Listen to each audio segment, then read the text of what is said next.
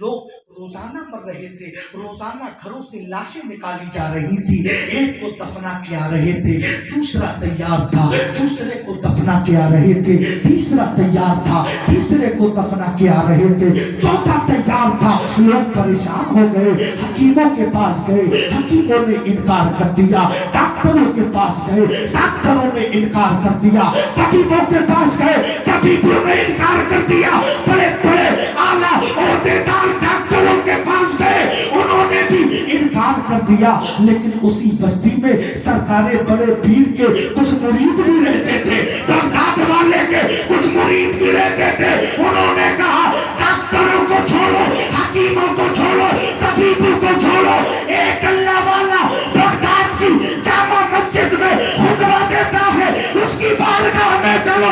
بڑے پیر کی بارگاہ میں پہنچے، سلام کیا، السلام علیکم ورحمت اللہ، جواب آیا وعلیکم السلام۔ میرے مریدوں دیوانہ ہوا، کیسے پریشان ہو، کون سی کس وجہ سے آپ آئے ہو؟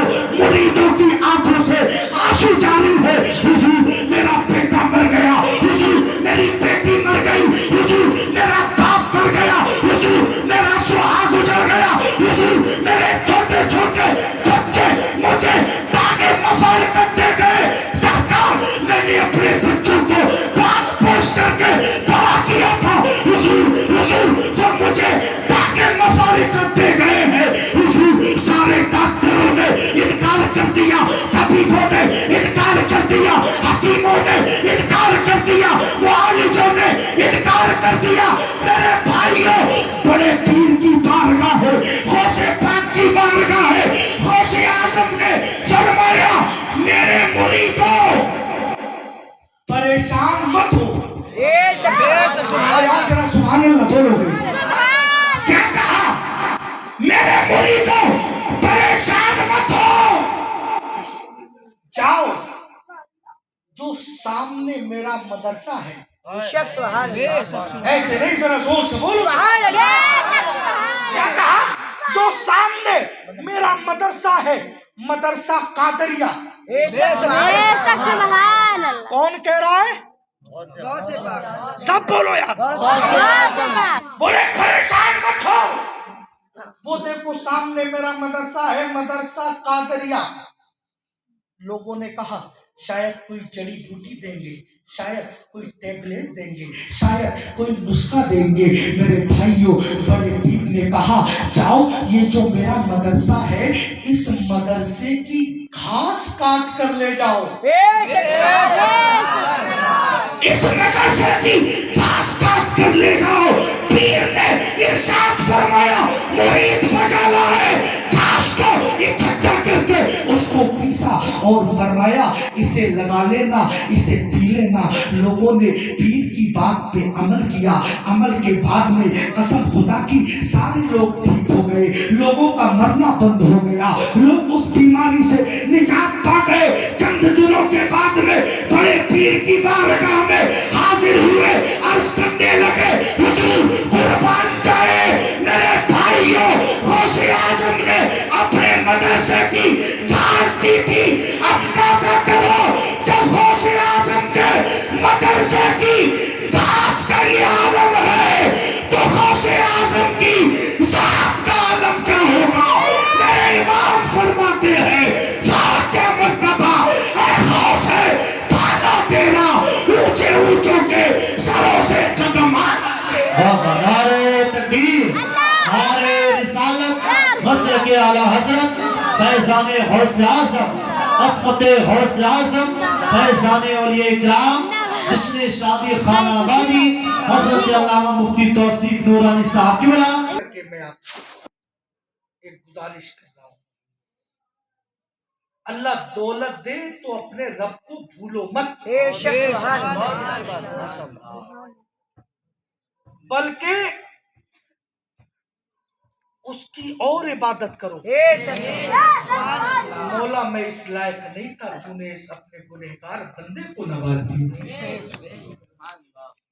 اور عبادت کرو اور ریاضت کرو۔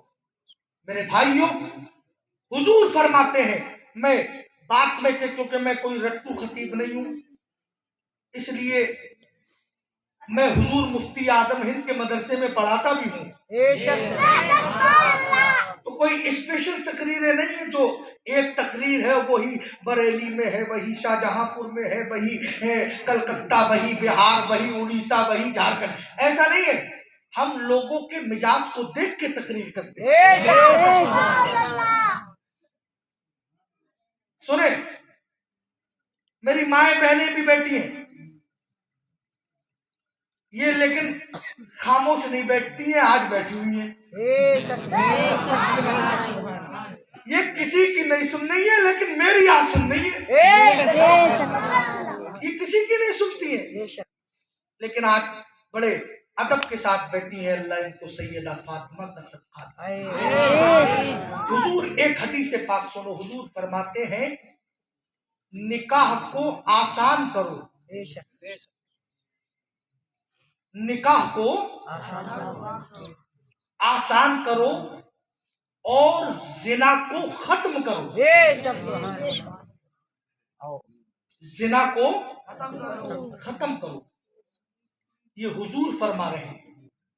और ये मैंने बहुत बड़ी बात कह दी, निकाह को आसान करो, जिना को दूर करो, खत्म करो। निकाह आसान कैसे होता है? कैसे होता है निकाह आसान कैसे होगा? आजकल की तरह, आजकल की तरह, हमारे और आपकी तरह नहीं। अगर किसी के 5 बेटे हैं तो फटा फिर रहा है, बिल्कुल 5 है। अगर कोई गरीब आदमी आया रिश्ता लेके, मेरी बेटी है, कुरान पढ़ी हुई है, मेरी बेटी है, नमाज पढ़ती है, रोजा रखती है, क्या आप मेरी बेटी का रिश्ता कबूल करेंगे? तो कितने कितने तरकीबों से लोग भीख मांग रहे हैं। बोले हाँ रिश्ता तो कर लेंगे, अभी पैलाकपुर से भी आया था, वो कह रहे थे बुलेट दे देंगे। अरे बोलो भाई, सुभान अल्लाह, गलत कह रहा हूं? सही बात। तो निकाह ऐसे आसान होगा? निकाह बुलेट से आसान होगा? निकाह मोटरसाइकिल से आसान होगा? निकाह बिलेरो से आसान होगा? निकाह इन मर्सिडीज गाड़ियों से आसान नहीं होगा। मेरे भाइयों, निकाह आसान इसलिए होगा, ऐसे होगा जैसे मेरे नबी ने अपनी बेटी सज्जदा, तज्जबा, ताहिरा, आबिदा, जाहिदा, राकिया, मुत्तकिया, तकिया, नकिया, हसनैन की अम्मी सैयदा फातिमा का निकाह अली से किया। किससे? अली से। अली से किया। अच्छा एक बात बताओ, एक बात सुनो, आखिरी बात, गुफ्तगू खत्म कर रहा हूं। अच्छा एक बात बताओ, दुनिया में हुजूर से भी बड़ा कोई रईस है? नहीं। अरे है? नहीं। हुजूर से बड़ा कोई अमीर है? नहीं। आला हजरत फरमाते हैं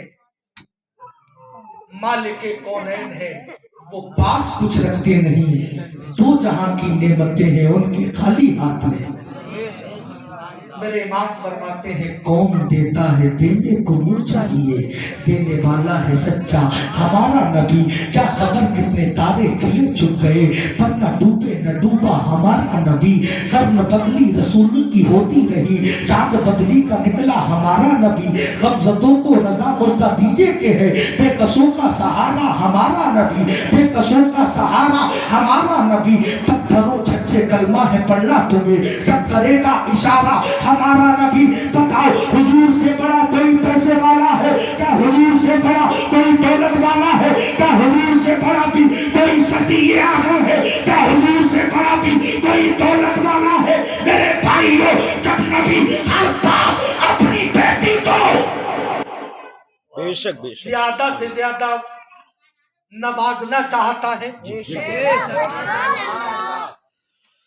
क्या आप भी हुजूर की तरह मोहब्बत करते हो अपनी बेटी से, जैसी हुजूर करते थे सैयदा फातिमा से? نہیں نہیں، حضور نے جب اپنی بیٹی سیدہ فاطمہ کا نکاح کیا، ایک بات اپنے سینے پہ ہاتھ دھر کے میں آپ سے پوچھ رہا ہوں، حضور چاہتے اپنی بیٹی کو کون تلو جہیز میں سونا دے سکتے تھے؟ کیونکہ حضور کو اللہ نے یہ پاور دی ہے کہ اگر وہ کسی پہاڑ کی جانب اشارہ کرے تو پہاڑ سونے کا بن جائے، زمین چاندی کی بن جائے، کیونکہ حضور کو تو مالک کل آپ کو، خالق کل آپ کو مالک کل بنا دیا، دونوں جہاں ہیں آپ کے قبض و اختیار میں۔ میرے بھائیوں، میں آپ سے بتانا چاہتا ہوں، حضور چاہتے اپنی بیٹی کو کون تلو سونا دے سکتے تھے، منو چاندی دے سکتے تھے، لیکن حضور نے چند مٹی کے برتن دیے، ایک چٹائی دی، ایک جانماز، ایک مسلح دیا۔ میرے بھائیوں، حضور چاہتے اپنی بیٹی کو اپنی بیٹی کے نام میں پوری دنیا کر سکتے تھے، لیکن نہیں، حضور نے اپنی بیٹی کو چند سکے، چند مٹی کے برتن اس لیے دیے، حضور دیکھ رہے تھے کہ اگر میں اپنی بیٹی کو اتنا سونا دوں گا، اتنا چاندی دوں گا، اتنی زمین دوں گا، اتنے مکانات دوں گا، تو آنے والی نسل میں کچھ میرے امتی ہوں گے جو سب امیر نہیں ہوں گے، ان امیروں میں کچھ میرے غریب امتی بھی ہوں گے۔ اگر میں نے اپنی بیٹی کو سونا دے دیا، چاندی دے دیا، میں نے اپنی بیٹی کو مال و زیور دے دیا، تو وہ غریب لوگ، وہ امیر لوگ اس کو دلیل بنا لیں گے کہ نبی نے اتنا دیا تھا، اتنا تو حضور دیکھ رہے تھے میری امت میں کچھ غریب بھی ہوں گے۔ حضور نے ان غریبوں کا دل رکھا، اپنی بیٹی کو چند مٹی کے برتن دیے، جانماز اور چند برتن دیے، اور اپنی بیٹی کو گھر سے نکاح کر دیا۔ اور وہ نکاح کہاں پر ہوا تھا؟ کسی کے مکان میں نہیں ہوا تھا، وہ نکاح اللہ کے گھر مسجد میں ہوا تھا۔ ایسا نکاح تاریخ میں کوئی نہیں ہے۔ یہ بات بہت لمبی ہے، میں زیادہ پھیلانا نہیں چاہتا ہوں، آپ لوگوں کو صبح شادی میں بھی جانا ہے۔